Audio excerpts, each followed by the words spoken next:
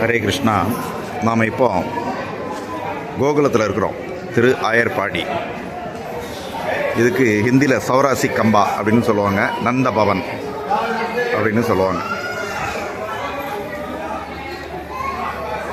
இது 84 தூண்கள் இருக்குது. இந்த 84 தூண்களும் கிருஷ்ணர் காலத்திலேருந்தே இருக்குது. கிருஷ்ணர் வெண்ணெய் சாப்பிட்டு கையெல்லாம் கழுவ மாட்டார், அப்படியே இந்த தூணில் தேய்ச்சிடுவார். இது தூண் ஒரிஜினல் 5000 வருஷத்துக்கு முன்னாடி உள்ளது. தூணு சீலிங் ரெண்டும் இங்கே ஒரிஜினல். இதில் ஒரு துவாரம் தருது. இதில் தான் யசோதம்மா தயிர் மத்து மேலே சப்போர்ட்டுக்கு வச்சு தயிர் கிடைவாங்க. இந்த இடத்துல யசோதம்மா தயிர் கிடைஞ்ச துவாரம். கோகுலம் கிருஷ்ணர் தரிசனம் பண்ணிக்கிடுங்க. Nanda Maharaj, left side Nanda Maharaj, right side Yashodamma, middle Balaram. Krishnar கீழே ஊஞ்சல் இருக்கார். ஊஞ்சல் இருக்கார் கிருஷ்ணர். பலராமர், நந்த மகாராஜ், யசோதம்மா.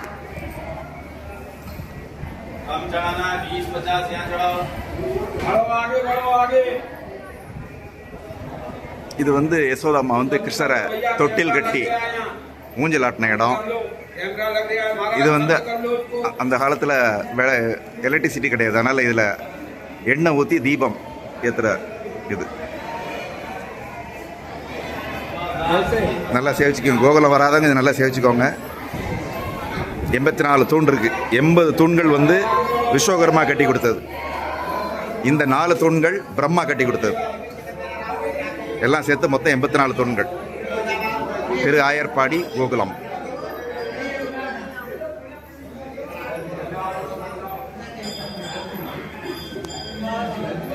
இந்த தூண்கள் எல்லாம் 5000 வருஷம் முன்னாடி உள்ளது. கிருஷ்ணர் காலத்திலே இருந்திருக்கு. கிருஷ்ணர் ஓடி ஆடி தொட்டு விளையாண்ட தூண்கள்.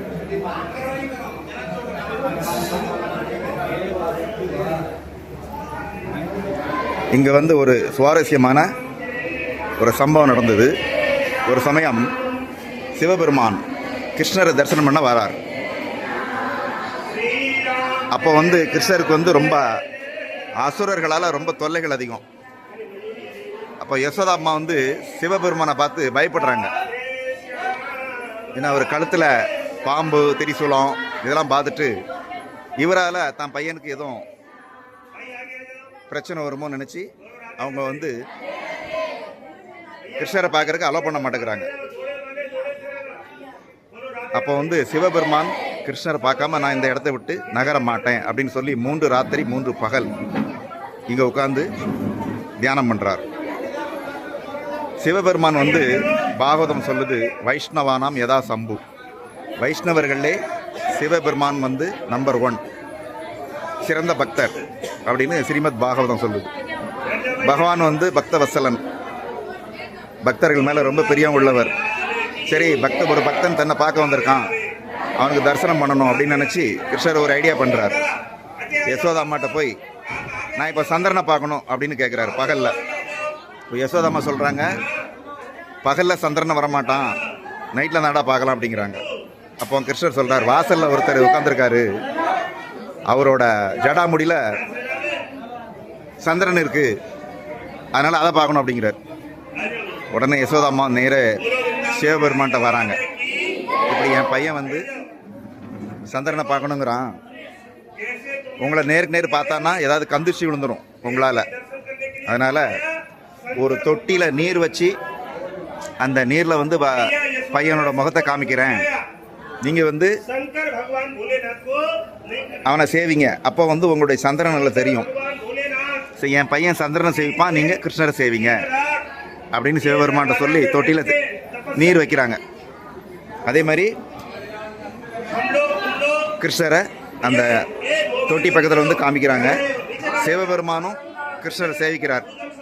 கிருஷ்ணர் சந்திரனை பார்க்குறார், சிவபெருமானையும் பார்க்குறார், சிவபெருமான் கிருஷ்ணரை பார்க்குறார். 2 பேரோட ஆசையும் நிறைவேறுது.